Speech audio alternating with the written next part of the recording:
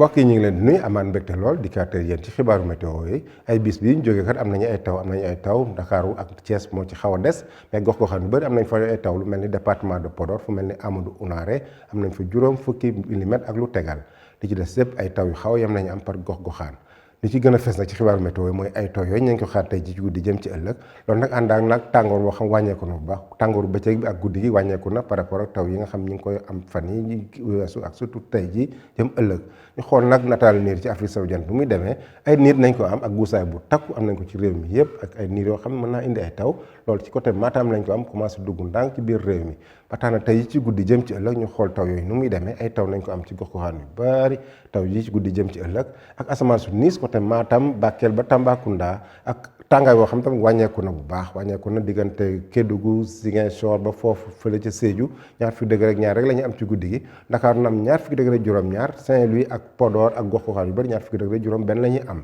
ñu xool nag talaata bi ci bëccëg ci suba gi nu ñuy am ay taw nañ ko am taw yi na xaw wàññeeku naam ci côté Ndakaaru jëm Thiès mais ay taw nañ ko am diggante Ndar jàpp tuuti Louga jëm côté Sédhiou Ziguinchor ba côté Kaolack ay taw nañ ko fa xaar ci maanaam si soowu réew mi bu ñu demee ba ci digg réew mi nag diggante Linguère Podor ba côté Matam foofu asamaan su niis lañ fay am ak tekkaaral lañ fay am bu ñu wàccee tuuti nag diggante Tambacounda Kédougou ak Bakel foofu tekkaaral lañ fay am tàngaay bi nag na wàññeeku bu baax ci gox-goxaan yu bari parce que fanweeri degré ñett lañu am moo gën a fës sax diggante Kaffrine ak Kolda fanweeri degré benn ñu am ko diggante Mbour ak Ndakaaru ak ay taw yoo xam ne nañ ko fa xaar donc mbokk yi bu ñu ko tënkee situation bu favorable la ñu am tey ji ci guddi jëm ci ëllëg ak asamaan soo xam ne na commencé leer tuuti am ay niir ci diggante penku bi diggante Matam ak côté Kédougou ak taw yoo xam ne xaw yem may ñu mën ko am suba tam ci Ndakaaru donc loolu la ñu indiloon tey mais bu leen bàyyi dem ci suñu site yi pour ay information yu ñu gën a ràññeetle ñu ngi leen jox di daje ba suba ak jàmm wasalaam